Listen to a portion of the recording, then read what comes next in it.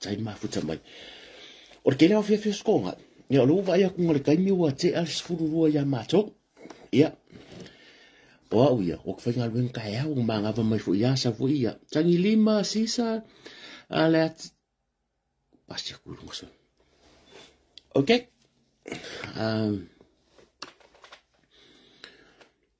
Ele iso mafo feska ko o ringi le fia. Oh, there's so many things ngo makamaka ko ilunga le. O biang ko sa wa makamaka Facebook. Sa makamaka I fa pe ia malolo inde fia. Solomona LJ malo. Lucy non tunu fa talo fatu ya to fine. Poima fai malo ta fia Brenda liuki malo ia la ka ko. Ia onga fa ia lo fa fu. Yo kaya fu disia so koi mai mo mai ai fa talo fatu nei tula le fia. Ia ile mai mo mai pe ia ma volungo so ta to tunu. Ia fa ana fa no mai lo taimi.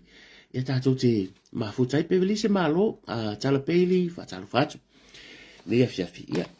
A fiafi la skonga ia pe fa ngangil va yaso tele ana malo lo fu nga ruenga ma mo se mafutanga male ainga. Ia ma mo ele va ma ko gengi sila. Ia matunu ifafu. Ia maka ku fu sa mo e pe ole weekend or kai minge ye. Mo se va noi e mo ele va ia ma vele ngai va ifafu fali. A nei fiafi. Ia ole ka ko se ero. I kako kakanoanga whatalo whatu, pa ia malu o tupu mai e, o le ale o e swaptalanga nei po, a kou sila mai wo whaale tonu, le kulanga ko wawai mai. A wangi ko whapeo peo mumua ko fōringa, ko whapea lea, o le mele wa irika ko Facebook, ngore ko ingi filter. A e live mai Facebook, wa ingi filter, ki loa lau mele whai. Vai, ngā lau sawa o ka ngaku, vadi ko kango vadi me yo kango vadi foi le ka amaka fa pe mo me o true story ya me vai kango vadi fa pe ya ku ula ro io kango solo e ko ke le o lo mai le ngo le make up le ya o ko fa o kango mai le ka un pe pa ya o le handkerchief o ka o kango ko vai e le fa ngo fiel me ro fa like o tau ye fa ti o mai fa mai wo over fa talofa over fa talofa ia risifa mai mo umi bese vai ele fa ngo firenga ruenga fai lai ko vai menga ruenga ye yo le si ako make up le lo ko vai me si ako make up le ya vai kumule ako le mo me kulimi ako vai me la pe lo ke kau au le ya ku le fia fingi ia wale ko ini fio tal Facebook ngalo sa wa kan wa fa pe fingo o kan foi o lolo pisca me mea pe o fakai kai me alma koinga so lolo nga umarenga o lolo ameli me nga pise pulum fungi fu nga meli me nga ele sa lua la finga pi ngu ma ko o hore what happened me ko ale la ko si mai pe o ka pa lang ya ko foringa ye le un filter ele o foringa mo ia la ko la ele o foringa mo ia o so o foringa mo ia o foringa mo ia le pe fa pe a fa pe que sa le fari yo kan lo o que kan o ki mo di fa sanga me foringa e ka fa pa e bo le fo so ni su de pa ya yo pulanga nga o we honest ka ko e le ingi me alu ku ya le foi la ko vai me ve va long ku o male meria va le va long ku le mumu o se moro kan solo dima kan solo foi le ku le ku va long e la male sku diminga la tinge e le sku diminga ma ko inga pise bo famille bo ke hola no ku dimia e ku diminga fa bo ku dimire famille me o mo foringa me ngalo kan ska me fa pasie kan ko purum valingi fo ko fa pe ya o si me ya la ku si la mai ba vai lai awoki ko fa se ya o ko me ya fa finge ya ko asi siva ma ngi fa pengi le fa pengi mai lunga TikTok e o filter me nga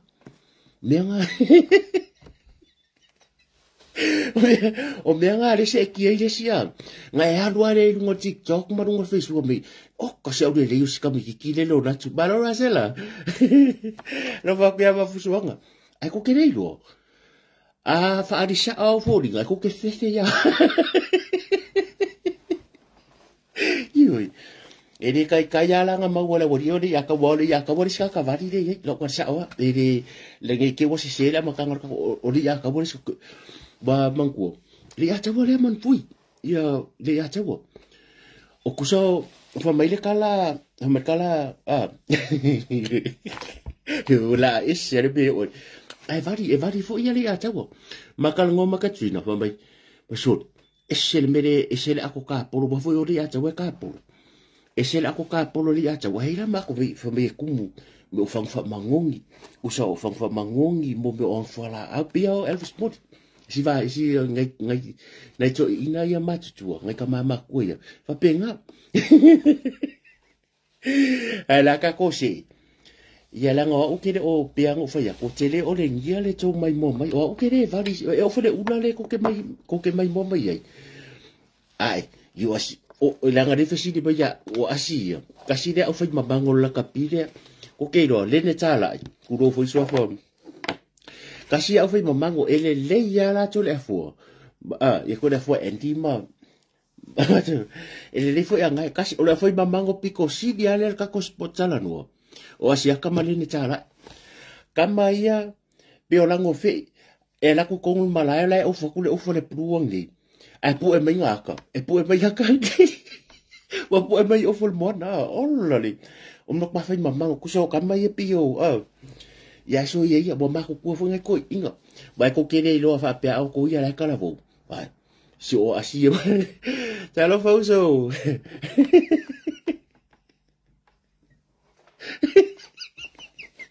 sa o le sa mo fina por kai va ngai ke ma wa le mai ya bol me ngaringa aku vai le ya kwa sa ko poka la me vo le ka ko poka la ya man ko ka ko a ingo tau ya but later on I'm going to say something about the uso asiaka and tau ya ko so le fu wa ko o sung ma fa ya o ka ku se sa o le kala ma e ko ke va longo ko asiaka wa piwa be la fu i wafu why make up ele leila ungal make up fo dinga ya to ya o make up asi so le make up ma le uru mako e ngingi ako vai le leia le uru asi e ngingi kulimi kama e ko kama le pi e mga sili le la ko ke va ko pi illa fo ile le pi pe le uru mau pi fo le ke va ko pi le awakula ku se kula le uru mau kula le uru asiaka kula le uru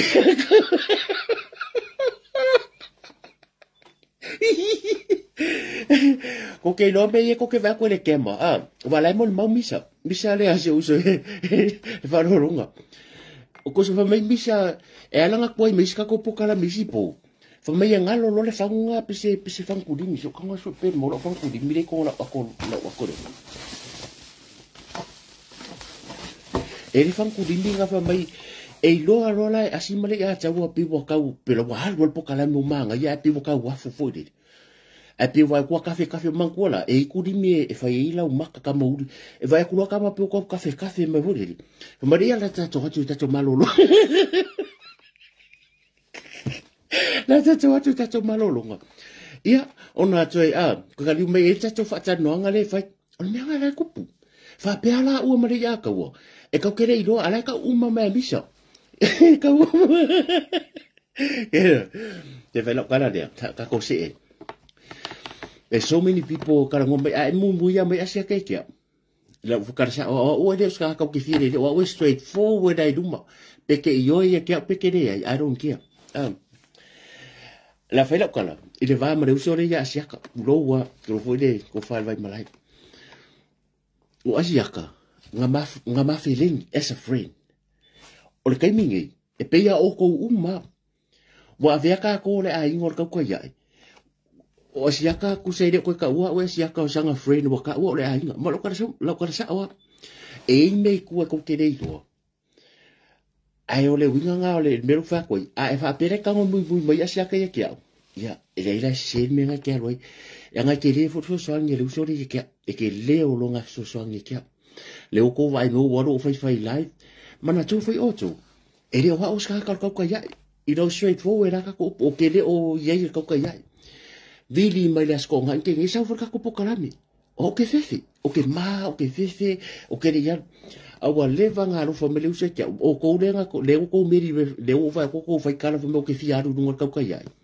tu lo wal pokalami malu fo i ya ba ke le nga ro so o le ma va lava wa masiaka e le ka o se wo o ko so ma ba ka o ya nga ma ka me le wo pe ya o to a fai ak ngiko kale asiaka wa isiale me wo kakal nga isil me nga fa pupu o siaka saka ole wo al kaimingi wa ka ole ainga e lo le ala siaka mahanal ma ku fa penga foi o ku malavo e de ka ole ainga ka ko ya la fiunga ya ngai e ke le nga le usori e ke lo ka sa wa o la re ka ua ku ngi po ngi wala ngai ka ko fa mai o le ri de manga ku isi aru runga ka ko ya ke lo o ku wa le vanga fai mai nisa le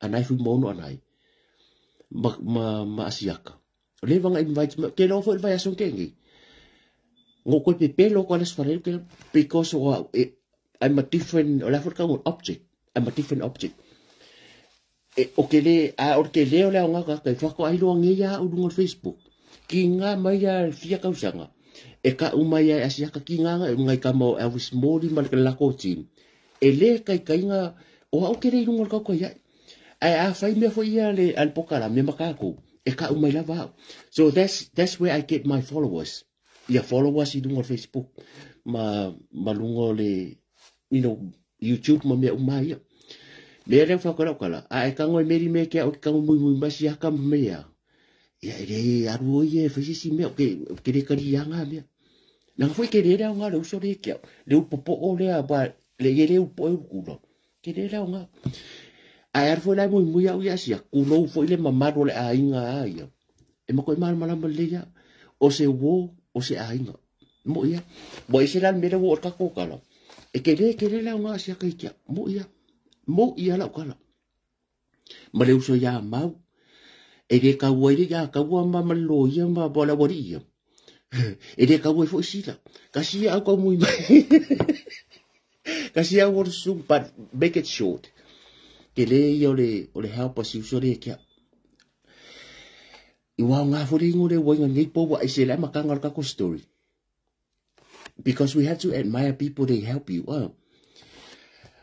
nga amaka no se wo e vidi mai no I will only for a while, but behind that, me, if I was a car, pay for auto. Fire audi fast, I nga cola lang, or Kaukaya, why nga umala lang, auto umalavale my moment. Or Kako Kaukaya, Pio Macafari for your fast. We all Bokako Anga Uma. Beanga la Fakola, Pokearu dung or Kaukaya, a Pokearu dunga. Or Vayason Kang, a very might, or like what fear for is Vayas with me. O wai o mako pepelua vidi mesiaka ia uso kaya mako ka po yo fo ya nai ku lo wa ka wo mako close ale wo closely we yo winga nga ke muso ke ngo pa do le nga or ko fight vai malai ye lo ko vai me wo fa san la mai ka ki la mo la kupi o walu isi o nanga wa fa ya pule live lo mo lo ngoli YouTube so ele fa apele wa direct mai le help yo I'm nothing. Al fa nga inga menga ko ke vai foi. O mau sa tau ya o sila tau ya lo foi lupe makasila. O Elvis Moli tau ya ia ko ia foi le sunga li lo ia mal yo Andrew le yo America tau ya ni no they all part of the team. Ko ia foi le sport tala no. I was never part of that o le tau ya. I always admire ke ro upung fe ka male asiaka ku lo fo ia le ko fa vai mala fa ya mau nga kasher ki kilo asiaka ya mau e pe fo ringa mai fo le wa let out not let out but mau fo ka ngaro e pe fo ringa fo le I no sa va ngoa e ma fa ye nga pride nga susu e lo le pride fo le susu ko ka ngaka fa maru lo ko pa se sa ka nga le ingle ava but I have to pa wa le va ngol fe ngo kala ngol me fa pia e se story nga ku ke e ka ke o la ka ko story nga yo kala nga por ala va mia I'm nothing o we nga pa le ngo fa fa ya we o le page fast now I see a lot of blessing o ngai o le usoria asiaka mo ia e ke fa mai la po se meri mai por ya e le ko ka u se wo le ai nga me fu ngai vai fu nga si uso pa si e fa pele ro ka ka ko la nga ka kia le polo e mo ku mai ku a wangi ka ko ngoi pe o ni si nga meri me nga la o ke ri ka ri e fu le ke manga we have no time mo si me ai negative stuff e ala ngaru ko ka kai kui o ia e le sunga loko sa wai duma ia yes le manga ia ku fa so yo nga le ko ke fa pe a o ko so ka kare ya no o tsa ya e le se ka ka ya because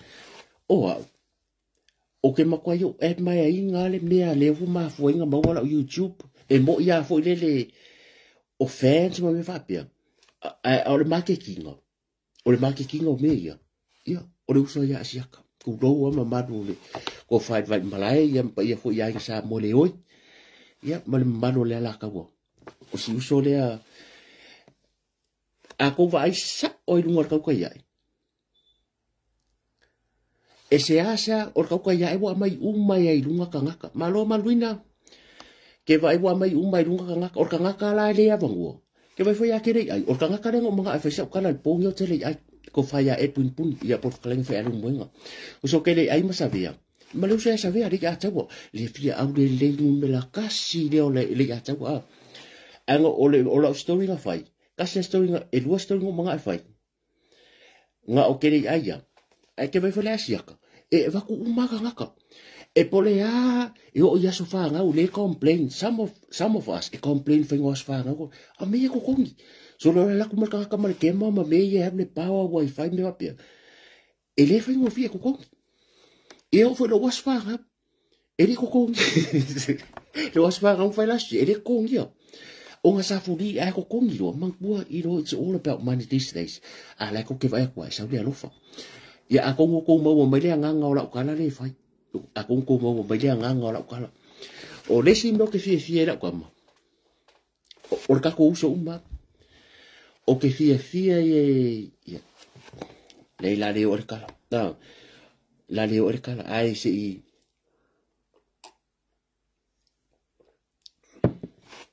o le ka ko se o que fi o nga le melo lo que lo fa fi ka u le o melo le ngore bueno pues e ku dei me ya o ma ko ai ngare lo ku ya nga be ai le moi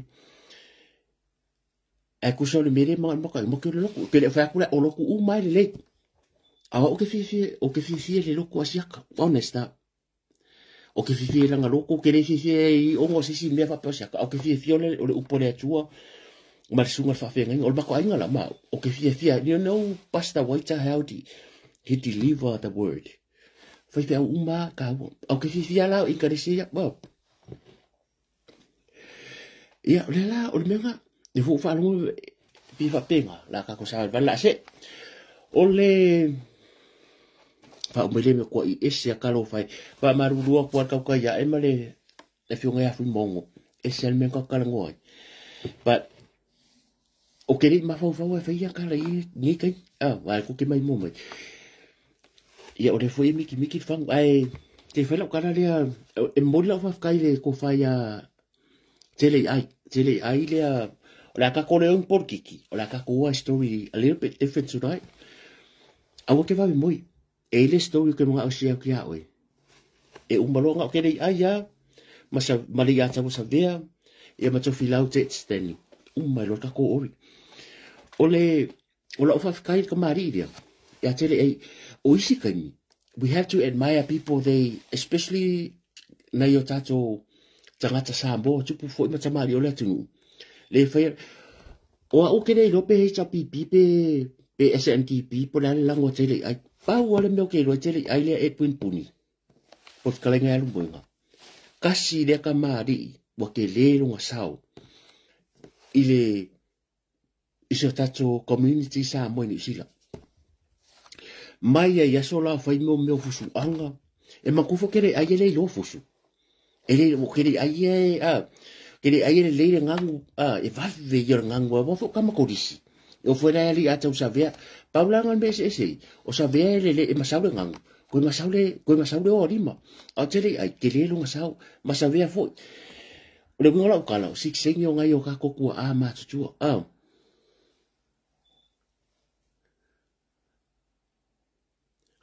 so for me ya risa we were confused ya confused ya le que e ko que fambai lo a la barca ko o vi la lo le fela kala le to fa ya tele ai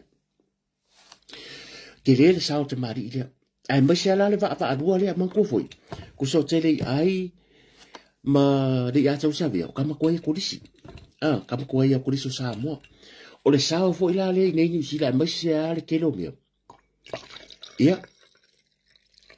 le wo mai le faingo siksengi foi nei ma ko lo ma wo siksengi ngai ko tu a ma tu ngai ta mama tina ma tu alfa nga so longa la le ka o le asa foundation e so so ani nai ta mama tu kurang tu le va ko le form ku sile ngoa ku sile swafa me va pena ia o la fa kai la le tele ai a fa pe mo mai o le uso u lo wa ma a fa pe o e ma wo mai ma sunga le ya tabo ma ko ya ka we e fo ia mal ko fa ya tu filau mal ma mal wo le ainga le sunga fa fe ngai fa fe kai ka ku pa fa te le ale tau tu atu e ya kai mi re o se le o ma fa kai e si la fia le atu le ku nga wenga ngai sacrifice uma me ngai fa e lo ko ngia lo kai mi ke ro I e piki ko inga mal lo makua e ke la ko fa ku mu le fo a ole ko mai le nga kulanga ya o nga ba ko le ku e le fo ko ko mo ya la kala tele ai ai mo mani kala se kai mi later on fa kai ka ku sunga le a tau savia I ko kongu lava o mengi ya le lai fa me vai ngai fa me sio ko finga ya madua ina la vinda e la ko perka ko ya fa kai le manga ku ye ho fa ya kia uya e le fa ngo fa ya me nga kala ka o ngal me fo le good morning and goodbye where you coming from are you from e nga ka kai kere ngangu ya o ngangu ya ngangu ka mai ya ye le un ka vanga ngangu bo o pare me o sa mo min New Zealand bo ko ngi o ka ku le ai ka ma le ka me ka ko le ka e le la fa ku le sa u ka ku fa nga pa lo ka di un ka ngo me ya ngai ta mari ia le la vai fai ngal winga le e le nga o fa pe foi a o la tunu ia fa ka ia ko foi ne ta mari o la tunu o ma to filau te Stanley ia male sunga le ata o savia ia o kene ka o sai foi ko fa vai malai mala ko mala vai ia rango e o lo me fa di foi fa para ia la ka me vi me ke o ka ngoi o ka ko ori e ka ko ori mga o ke sia ko yangi because awo ke ba moi le la ko ko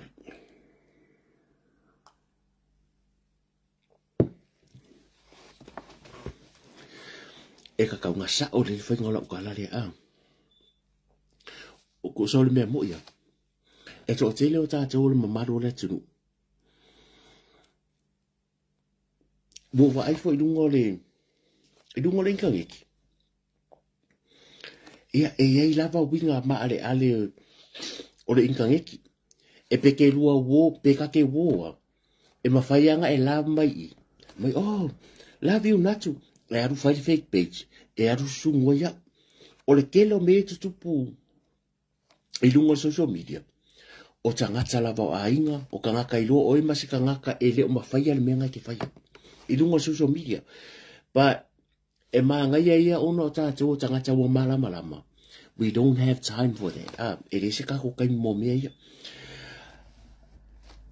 o la fai akula story mere i lo wolanga nanga ro vai aku ngol Facebook not once not twice but so many different cases e ma fu me mengi yo o va o ngari va o tamama tina o po o ngari fo a fa peke 5 ia ele o maka apure patino ia toi a fa pe fo o sa mo fo ile you don't have a life ele so life yeah this is not for you la fa ia kula kala le o lo bolanga o isi tani e ka ka fa mai o la mo sa we share you don't have to share your story you don't have to share your life I lunga I social media esa o le ya awa e sa ula lang a ko vai me ko vai ni le melenga kan posta ko ngi stofine fo le si stofine ya atile na fai mai ole I lunga hende senka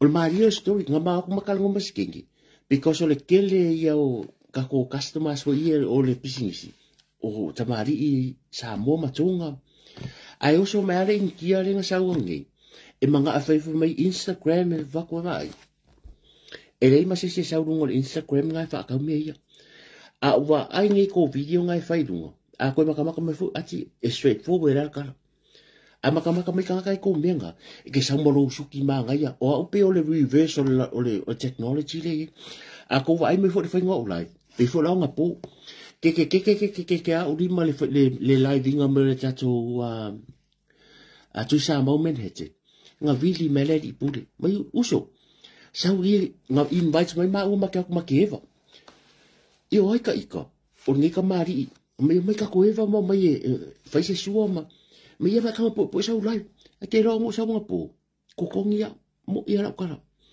e le fa mai sta mari i ya fa mai sau fa ia lai sau i invite mai para o ma fo who am I ia la ko po le fe ku sa le ngi ki wa off le ka kala ngo nga mo la kupe a vai pepelo le kurowa o lo que kula por el live a sa wa tamari e ona business i la fionga ya ke sa wa kamaro fa mo so le pa uro kupe o live fa la live para o se a wala fa me la kupe le pa ura lo a pepelo o kupe anga sa mai tamari dia sa wa ku lo kanga o ke sa ka vari e ke le me o ai fu o so ka vari wa ma ya la nga po e kanga kanga admire me ya because o ai ka ika ia ma me fa penga sa ma la fangu le fangu wanga o le fangu wanga fangu ka ke di do ringo ia e fa penga le wingor kala ala ka ko fo ile story le fa ko kala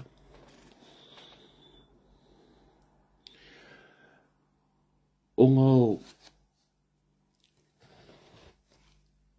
o yo lenka ko ambaka mai le a yes le mo mai sto fine le o la vinda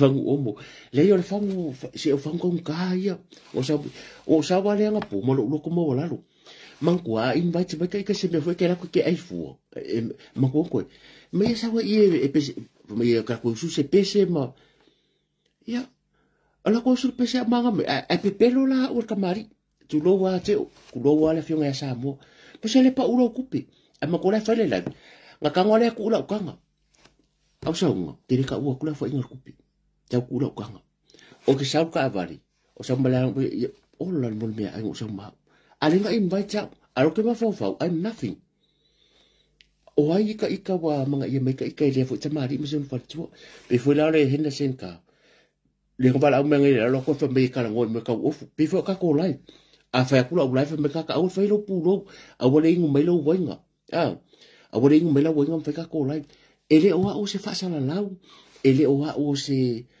a fa peti na lo fi ngalo lo pu lo ma la ula ma fa me ka fa me so pe la wi exactly me lo que vai que me se lo que sa o que perform te lo la o ko ese al ula lo lang ese al ula lo lang ala ka ko story le fa ko la kwala o story le ele a inga media ai la cosa o ko ya ko lo story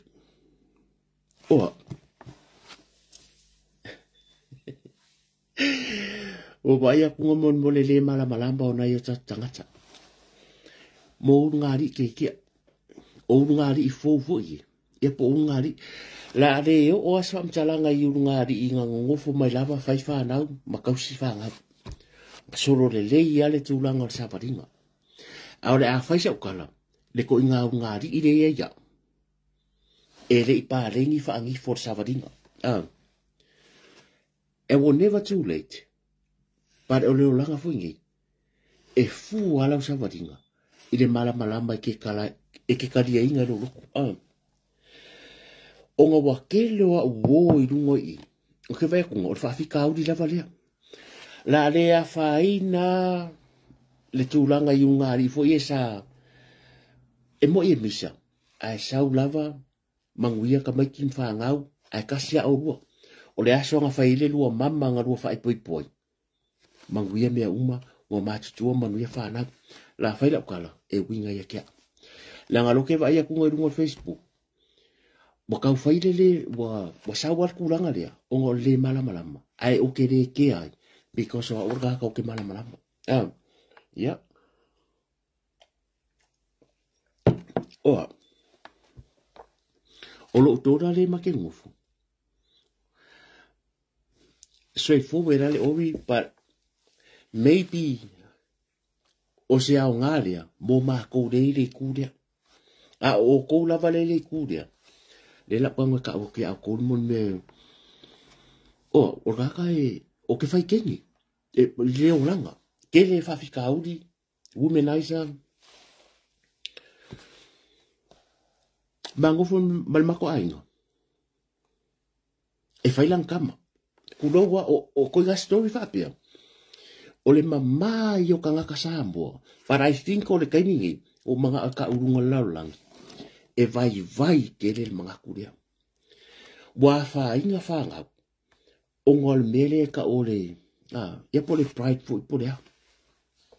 O le masangi o le olanga o kako samboa. E winga whaakamba fuere whapea. Ia langor kama havi. O le kama le o natu o le makwa havi. E kere kengi kere ko o rua. Se whakai ka inga le whakula kala. O soi fuanga. E ina tina la uno fito tasi. A mio le anga kama. E yei for kama wongo fuko kasi. Wa mio le anga ki nga. So let's set the record straight. Na ka kia whaafi kaudu waile o se kako vaenga lea. Ke roa teini mangofu malmako ainga. Ia la whaisa o akwala o story.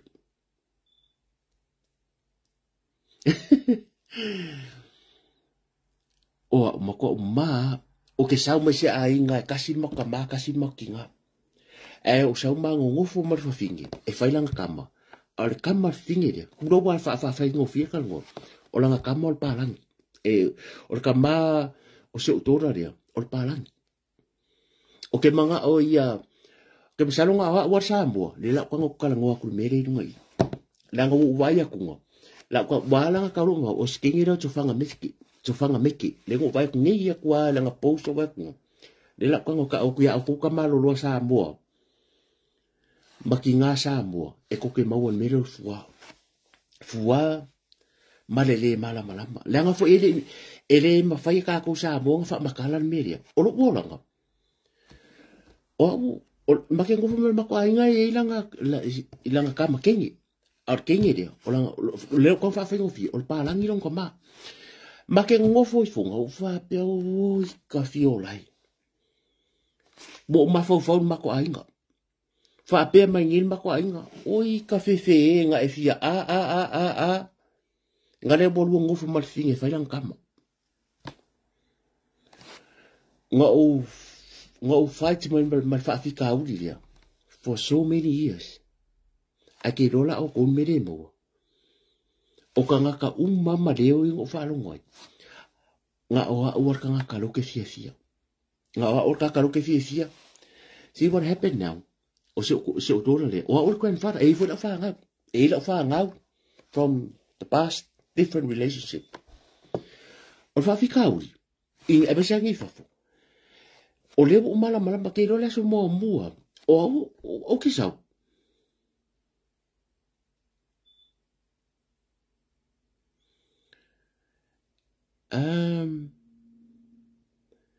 Ya okay, ele foi bas ele foi meu bolava ya ori que o se ya okay, ya fa pe se ya put me out. But I think all story le foi ya. Langa fe ka ke lo la jokes mas va ngale. E fe ka ya mun bol kama langa ide o le ka ke lo la langi sa mu mal la langi sila. E ka ke mai lo ngi. E mas ya kama lo foi fa pe o ya ka kia la ai ngala nga sa o mai ya nga luong ngoforoa. De wo me kebi wo ru manguia wo ru pensionge manu ya fa na ai se ambai leva ngo se sia koi natu ya ma kongi ngo mai me ka o ai nga male pelipi la nga e fefe kere ka ko sambo e kala ngol media ai se ma lo si de pride e ke pride bo me fa pe le la ko se ko story de fa koi kai milangi kai milangi nga power ka nga kay lo feke o ko so nga melo ka bari le lo fa ko le ko so mo fa nga nga lo to ra le ka o ka ko fa pa la ngo step to ra o se wa finge dia e la fanga e ko ke wa foi fai ko kids ma o mal ma kwa inga wa si dia kunga close la ma fanga ma se o step tora dia or ka avalo me uma o ma ke fai pi ma ke avo ile dia no we create a bond and me ka ko le bond Langa e for the winga ka ko sa mo le fai mai Langa i me ka o stepfather like myself. What was stepfather is you totally. For me ma ko inga ko ma feo inga fo yali. Luaf so lima ya. For me. If you mo body ya sa ka mai olong ka ma. Kulo wa straight forward. Oh fa pe. What? E mo body nung ka. O sa mo ele me fa kilo me ma ko inga de la walo. E mo body la ka mai olong ka ma. Hell no. Hell no. A ke lo menga o se pero lo ma fo fa ke lo ole so ma lo oi. Waru lo ma ko ai finga winga. Waru la ma step tora le a. Lo step tora. Waru la unga. Ma ko le ka ka o maka. So le ala kunga. Sa lo fari. O lo piki. E man ko va ya so le ngi usida. E lo va ya so e aveia ma step tora le yo nunca ma. Ai li mari. E li mari nunca ma.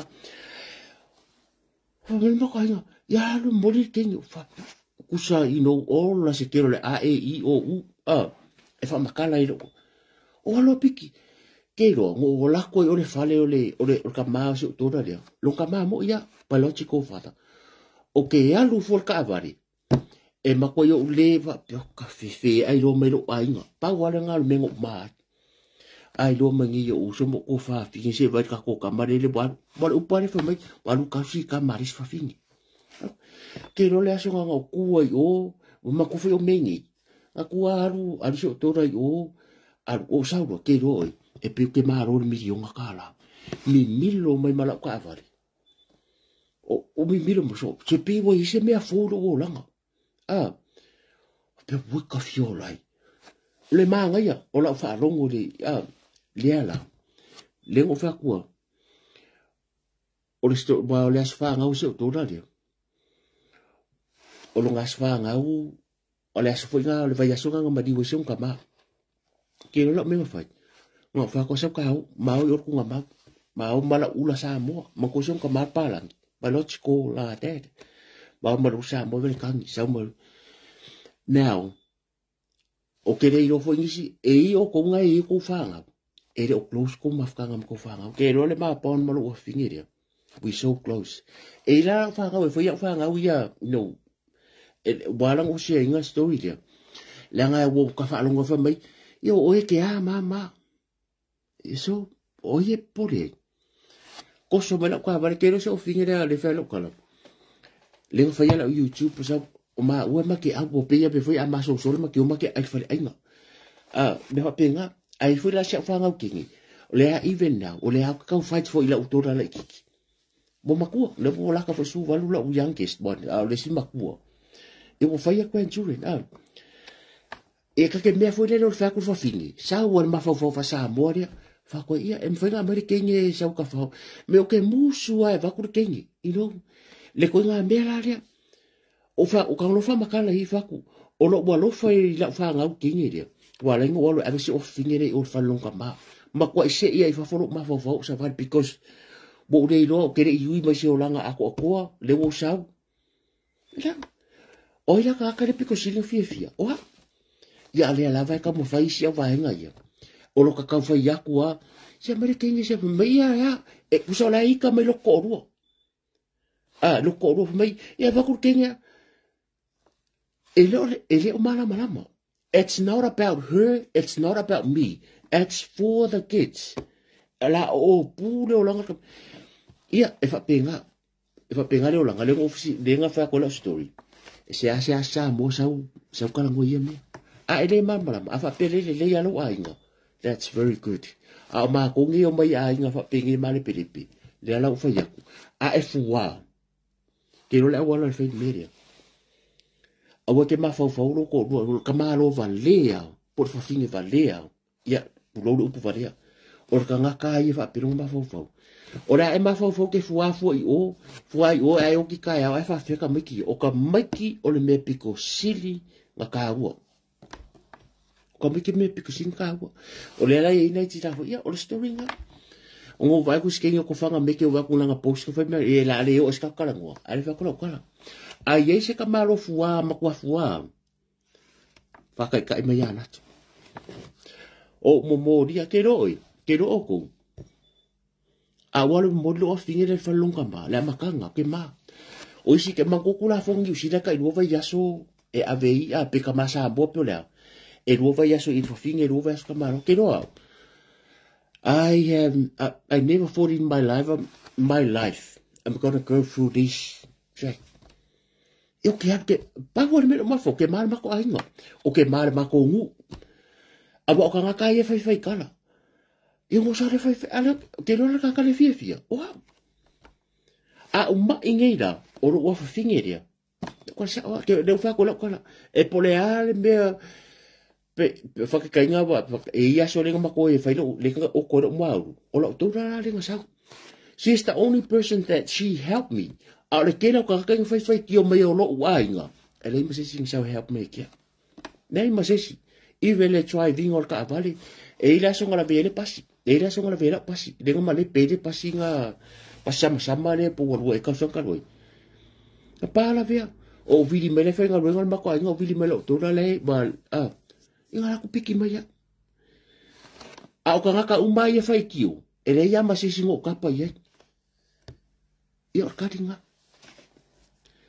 ka ko unga ri ke mala ka ma ro fingi a fa apea wa uma le alofa pea la ka le fedispo a wa ele alofa fingi fa sa o ye tali ya po o to fini bo bo le so la ngonga o ke le manga o e ku fa bo le so la bo la move on a me le lo sa I fa me va le ki manga o e ke aru I fingi le ya uma la ngo pasi me le o la nga a e alofa fingi le fa I bo le so bo fa o le la move on le la ka ke le vai le o pure se se o la po me pena a o me ya o me fa ka mo fa nga se o ka ko o a wi si mo ka de ko e le kwa ko ma ku ku lo wa nga na le fa nga ru kwa ko ma ku o te minge ia de pi o asola a love you darling love you pi o asola bi o le la ko fa finge I o kwa le mo te minge o ka ko ma ku bo e lo le ya ke mo ya ke lo pe fiel me ya ru pensin o ka vale va ya so pe fiel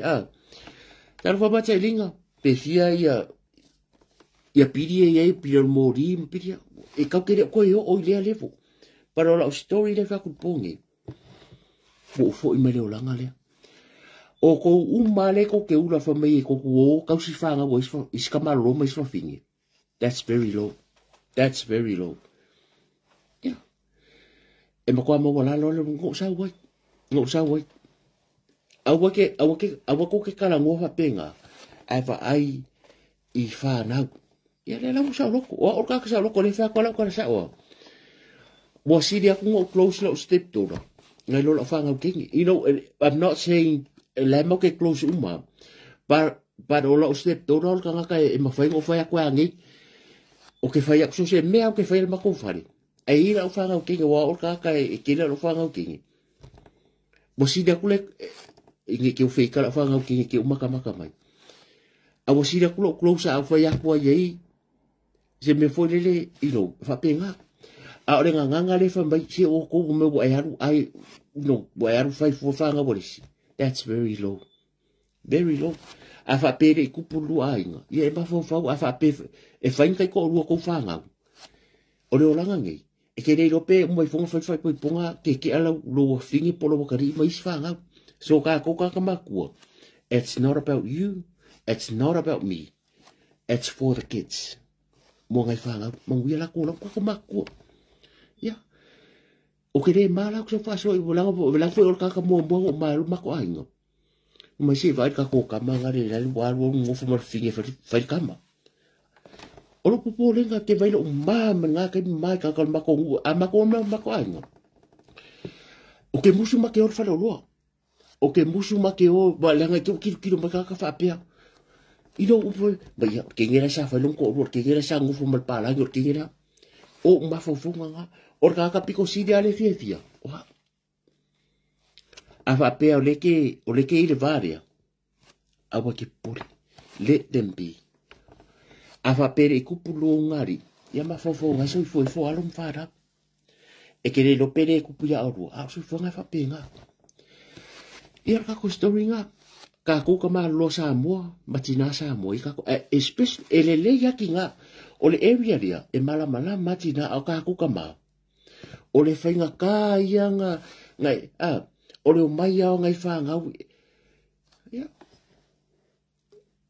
o walwa mo mori se o finge o le whale o longa biological dad baila le end of story even na lau mariu song kama makeo ma o e alkunga ma ke ro ka kare mang maro nga wa makeo ko se o finge ma ku o a uma makwe afa pala ngi afa samo o a umangi me manga ai fai e siong kama ku ngamba o ke la lo ko yo ke la fa afa ya kala fa siong kama au ke poli o lo daughter it's my daughter but it's a journey e lo po ke o ke kai but it's a journey if you could ai ka ngo fa ngmele o mele ai ka ngo fa ngmele nga e re ya ma se mangu ya nga loko ke va ku le akale ma ke o ke wena nga maka mai le mala ma se o finge le un mako funga yo lo di maka dia e ira o fa nga kengi a ro di maka dia ma ko fari pode a se mo fa ko i volele like simple stuff ka kile mga ya ka ko oringa ai es ka malo sa mo ke fu fa valia ya fa longo me ya na ya pe ka dia mes fo ko nga na o ka ngaka umbala le o susunga fo me mangu fo martingi e fai lang kamal palang o kofi o koua I'm happy ma ko fia o le lava ka pinga le ainga ma alo ke fia ya ke msalo o ko ngai fai me nga ai lo ko fia wala ko mai fo fai ni si story fa pinga e ko ke le o ka la ile le yo le atua le la langi ko ka la i Facebook ka la ile le yo le atua le la langi anga le ya o ya ke le nga ke be nga fake page ko mai sunsu ale am se pore ko ya nga ka ko obinga nge ya sia ini si o tato tunu o nga ma ko fo ile fo le tuma le anga fa sa mo fo le pie fa penga ya go sa fo ya yo la ki be nga yo nephew and nieces ya sa mo fo de olanga le ba kunga o pule o langa fanga o punga yo langa ngai fanga a level of learning and media the most strongest woman in the world Naitina le no fto tasi afa pero mariu kama ya lai naitina le ngofu ko kasi fo le ma tutua e fa penga o vai hui pe fa pe fo la kulanga le mafkanga wa e malolo sia naitina ko puro ya o ko o mama mafkanga o le makua fainga ka lavo e la kusa ala kala e fainga ka sawa o sa mo makua maru sia fa sa mo ya sa lo kingi o nga fingi o lang kamol pa lang si otora le bo mai fo sa mo mai ka fa de o lang fo fa pa lang bo isa me uma bo tat me uma is and that bo si a sa unga ye kia e makua maru sia o lang fa sa mo we kind of like we ele connected we never connected alan me lo kupu temingi ka fa mo wala lo o si ke mo ke lo o si ke mo ke o ka ika o ke ngo ma fa pe o ke ma ki kilo me ka ngaka o lo manga e fa ya o i me man bi ai lo o i ma lo ai nga e ma se fuanga pa pe o la ko konkopi pa pe o la ko kongi pi o la ke fongi pa pe o ko mai kongi pi o ke fongi whatever o le lava me o tu ele atu ai lo ainga mo lima mo au o la fia o le kangaka ngai next to you o le kangaka sidianga be ala kala bomba o tere ka mikia ngo ya kulo wa fa fu fa ngawi ngai ken ke kia o ngai ma students ya mai ai me fa kanga bia ka sa o ai me fa kanga bia you as a father ma ko sa bo e pe nga ki nga e fa ka nga me fo ia ka ko ka ba Yo isi ke mia mai ma students. Lo kuloa. E mai whawhinga o i Brazil. E mai ngai usira ka o students. E mako kuaro makua. Mo ia. E mako kuaro e reo mai ko masinga. A kāra ka ngā mea whai waku. Ia tuloa e re kau whamkala. But, no, I learned so much in life. Pēra mako lau aure, i kera oko, mako whawhora fo, i resi mea fo ia mō teipi e runga mako lau ai. Ke roa lau kala ka whaiskengi reo atire i re hina sen ka. I reo ke reo pe lau e, ke lo ka kaia a, peo la, ako vaingi re hina sen ka, ke me kamhoia mai ma pe lau e manga ngai a, a re mangisi e lai ki la kupu kalame. Ke roa lau kasa o le lau ai rea, ke lo ka ngaka nga whai kio me kia lau, me whai au lai, whai lau, whakau se lau la poa. Ako vai mai ngufuan mako whare rei ei. Wa maa misa whaafia me mako ainga. Whamai, se po e au lai vei loa kua le ka vanga o kako ngufua, whakoi whai oi. Ngā wai po pole i ko mea ka ngaka ngā ki tiro mai runga lai. O le lau ai rea le lai vai natu. Ke masalo wala wa ova le afe students. Ka mai ki a onga mai whafo isa ku o laulangi. Wo whawha ngā i kuka ngā ia kuka. Everybody enjoy. Por whare fukano por ering. Enjoy. Whako awal pe singa lo mawhawho ka ngakai whamai. Tua vai koe se lau ai asis whawhinga ko whawhinga ruenga po iska kai runga TikTok. Ka koe ngā lau ai fo le se furung fo. E re oro uolanga ngā. Ai aka mai ki runga i penga whalei e ringi a fia. E fia. Ai afa ape pole arte reo lau ai oke ngei oke kai au e. E rei mas kam kike sau ai se me ai. O re la uitiru. O re work le maku whare. A o le share e waku. Ia o kulanga la vai ngei sui fuanga. A waki fia a. Le angai re sau re. E reo mai ka ngaka ngai whaia mai a kala ngam fake page ngam marko ainga. E sa waku se pensingi kongole o lau ka avare. E reo mai ka ngaka ngai mai e whatever piri re kongi wafu.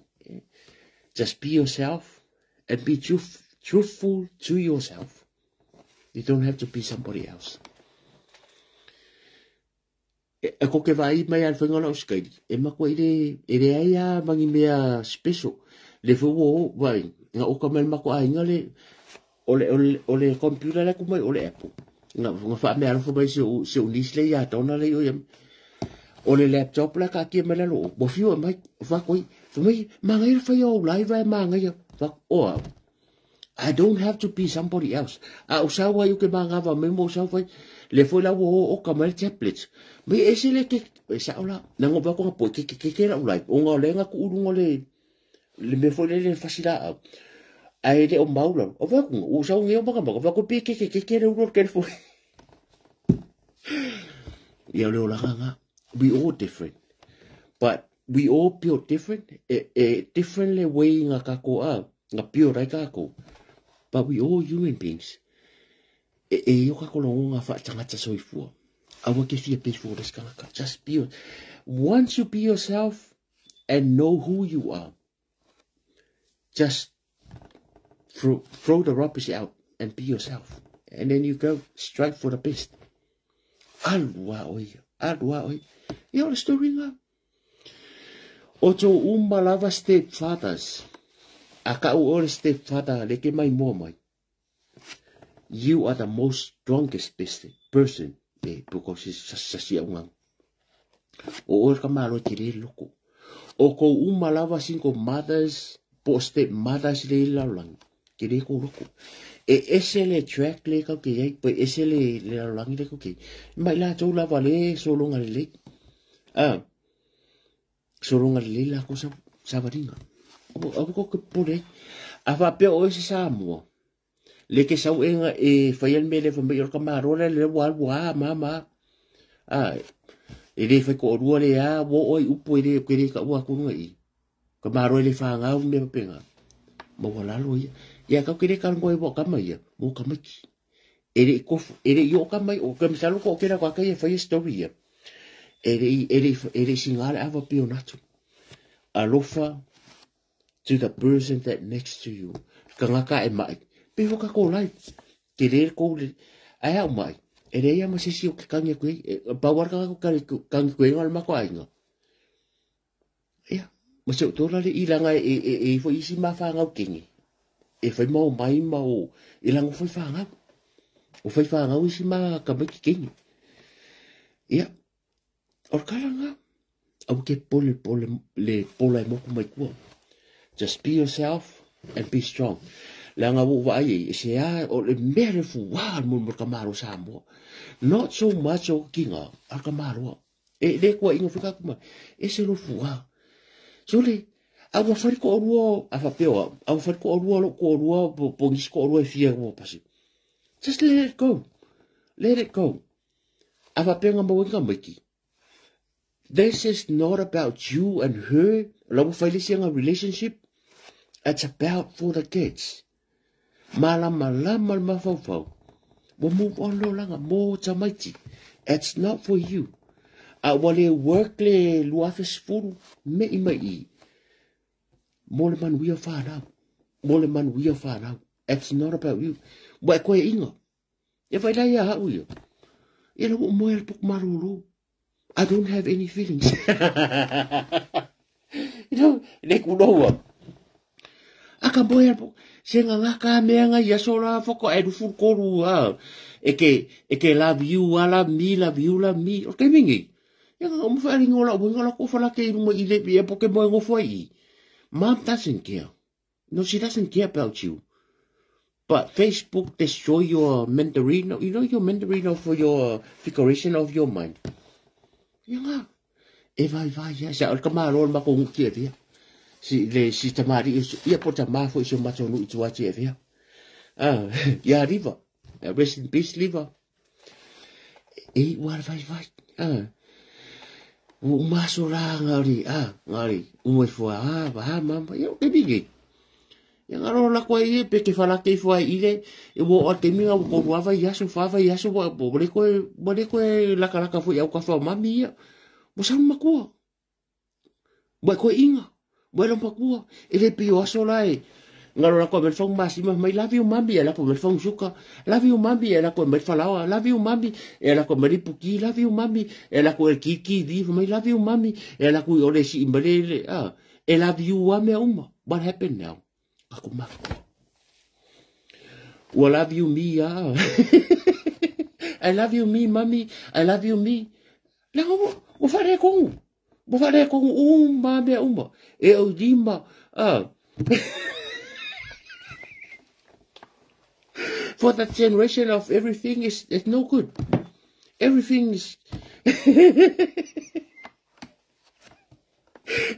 wa misa mai isurunga di imakuku kamu foi poka kai lima se fulu arua misa mai pe ya arua ka ba ke ki roka ka rufu kasi ko uru mangi uma bapa au ke pe arua misa ya merei nga misa la ko va ko baka anguru mai lunga le couch lunga ile no foi ka upa para le couch kama ia makufoka ko le ni foi sa mo un foi ka le couch ka mo ia la ko fala ke ki vi por le si poi ya misa mangi sala misa ma ko ia ka la bole la ko suki pa au ke ma ko uru uma ko pa au ke ma lak mo malalo ya le bisa nga bisa e ba ko ka ngu if a me o chai ni fu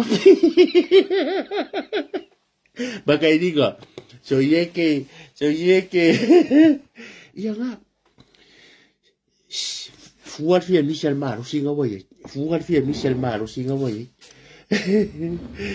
o lo langi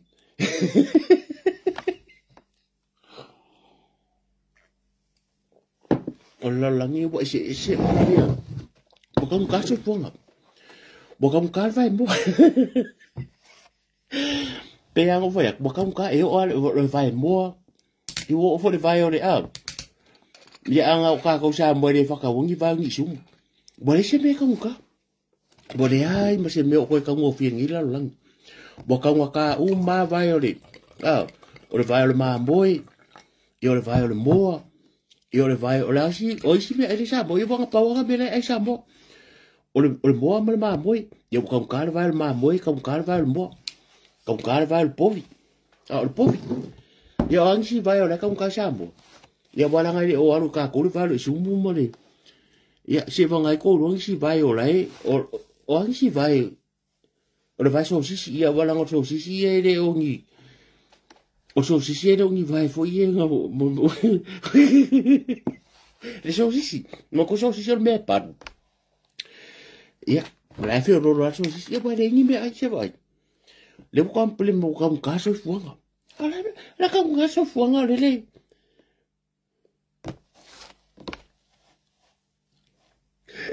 ia fai a koe fo ia yo vai pua sorry ese vai a lili singa situ mar vai pua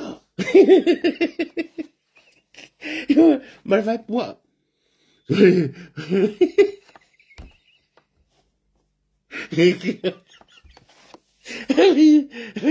wa ko fiu miki e make mangisi vai ah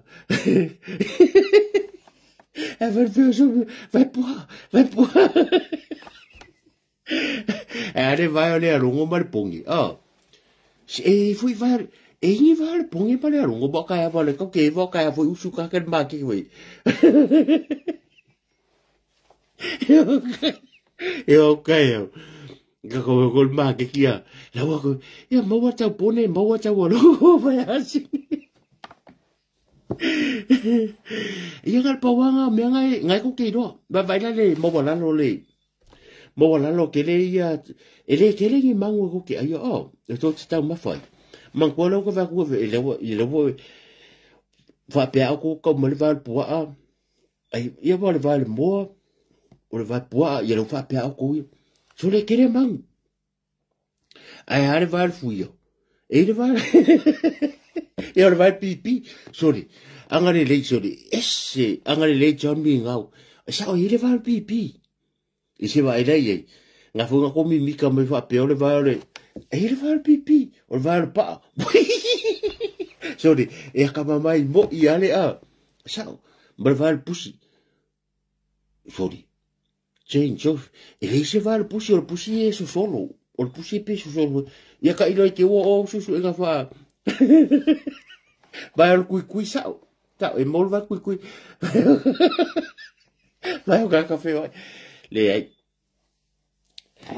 mo wala lo ale le vore yoko au ka wa ko manguia le ke ka mafai na mangu lo ka wa ui fa alo ke lo manguia o le ke ka mafai pa fa pe wala ko vai me pusa isa le so ko ngoi o pusa isa le o kere ai o meio vai moire ko wala pusa isa mo ia na ko kere ko ka ngoi o le vai ula le mo sa o fere vai o le vai mo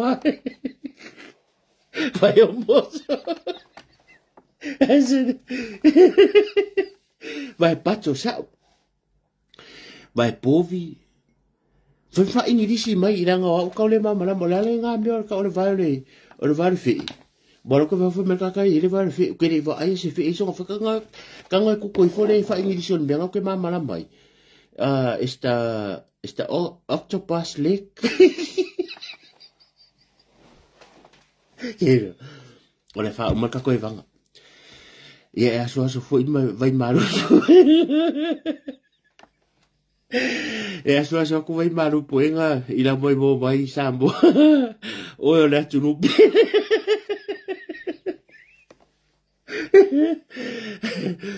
tambo o le tunu pele e wai fol manatu o mo fol le tatu no nga ne fiafi ya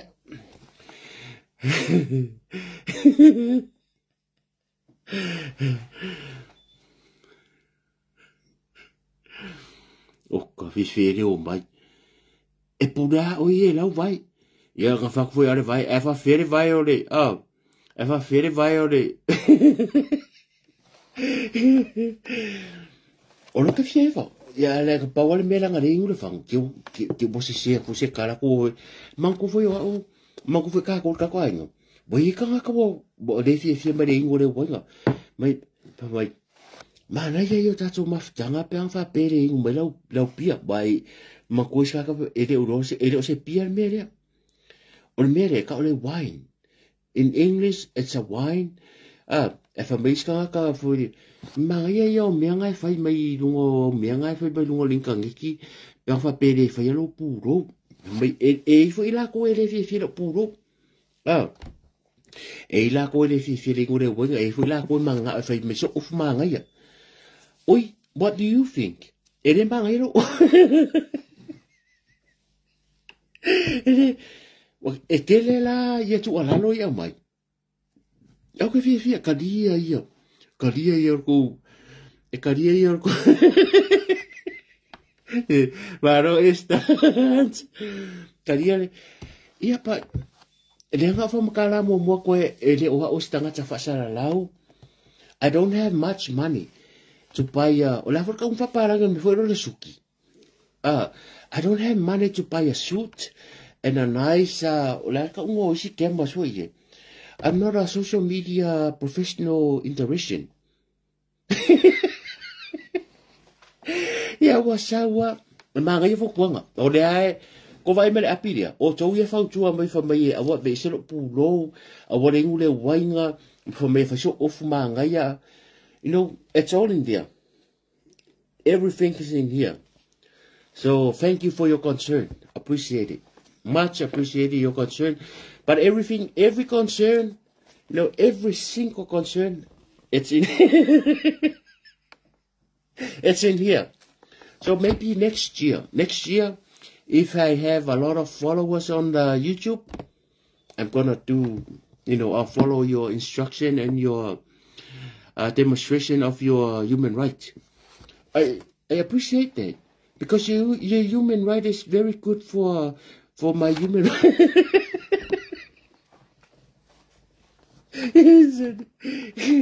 Yo ya never. So le ora ka ora suki ya ma ko ngi usila e pe ya ko se la le suki le suki pero suki le ya ka wo ya le ya chawo ya o ka menga suki America.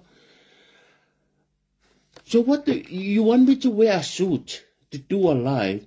I don't have that much money. But if, you know, I appreciate if you go and buy a suit for me. This t-shirt here is $12 from the warehouse. And you try to...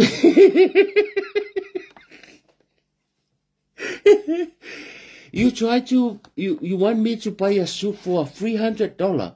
I don't have that much...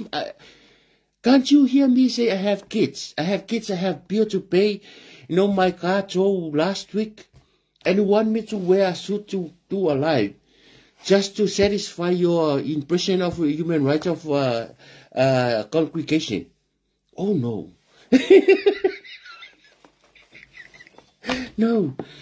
No, as long as you your infertility of the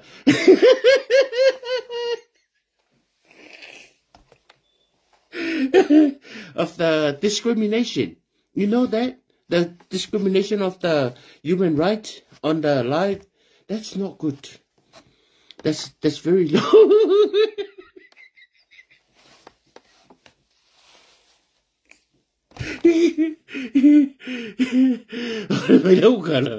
Phải đâu cả. Rồi mà đi vô yêu sự thật sự lúc yêu các cô anh ngạo vô phụ cái phát các qua lại để cô phát phong mình.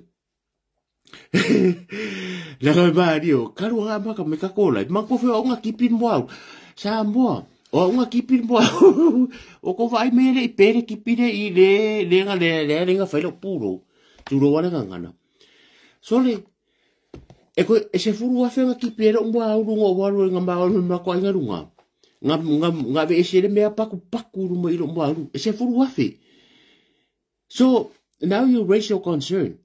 Have you ever donate $1 or $2 or 300 peso? So nga for my for me sad puro. I don't want to show the scars on my.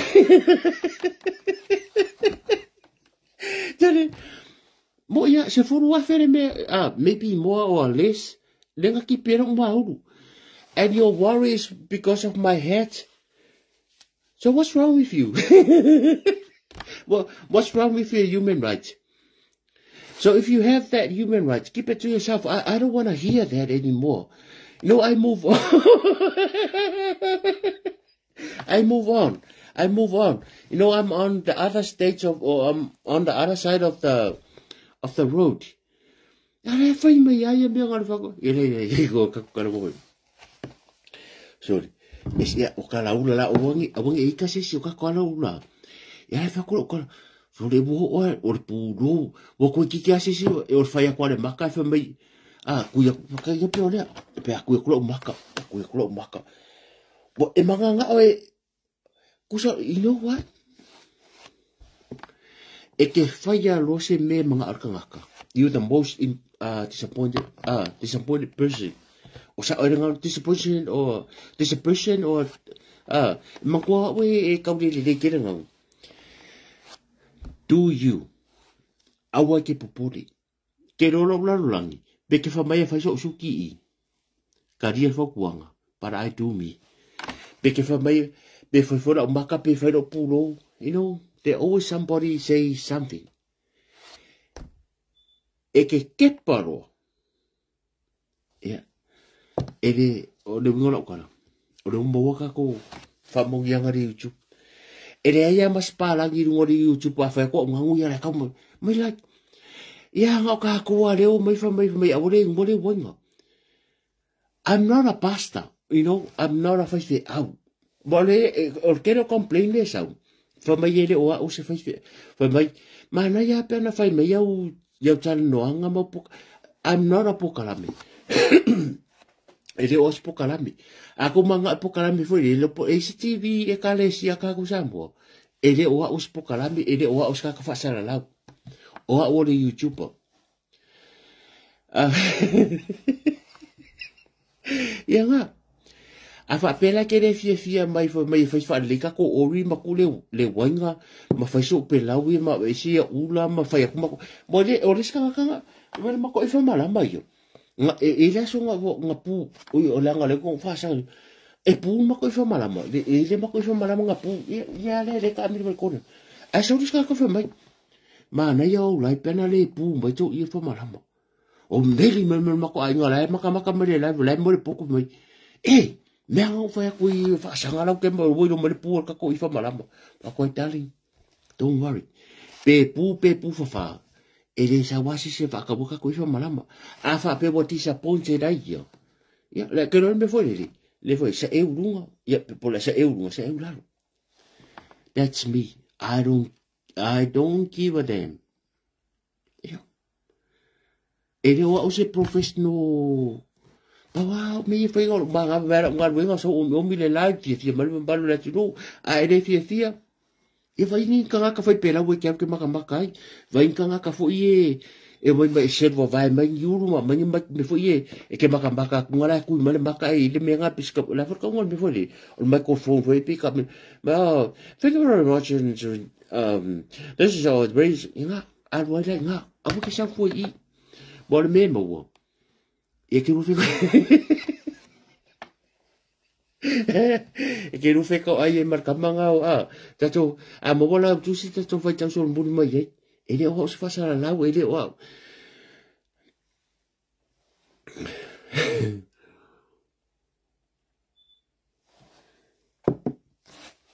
o casefio sorry wa farkas ya I think mo marca ko ivanga ngefe Kau fui ngala fasi ngambalo lo ngobok fui ngal bengkai ya baf kain mai mo mari le fe film balu se ta so tunu so koma ma fa lo so koma fa ma ko fa me le lo ka ngol kamale wingo pe ya me le wingo mo bol afsa mo ka ba hoi ti le bolo fa lo ngopi bo ka wa mo lo ka ngo So, ladies and gentlemen, thank you for watching tonight. Appreciate your support. Appreciate your support, and thank you for tuning up tonight. Appreciate and ladies.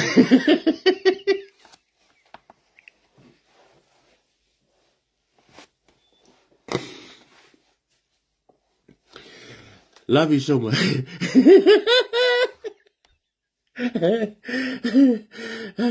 Thank you so much and love you so much when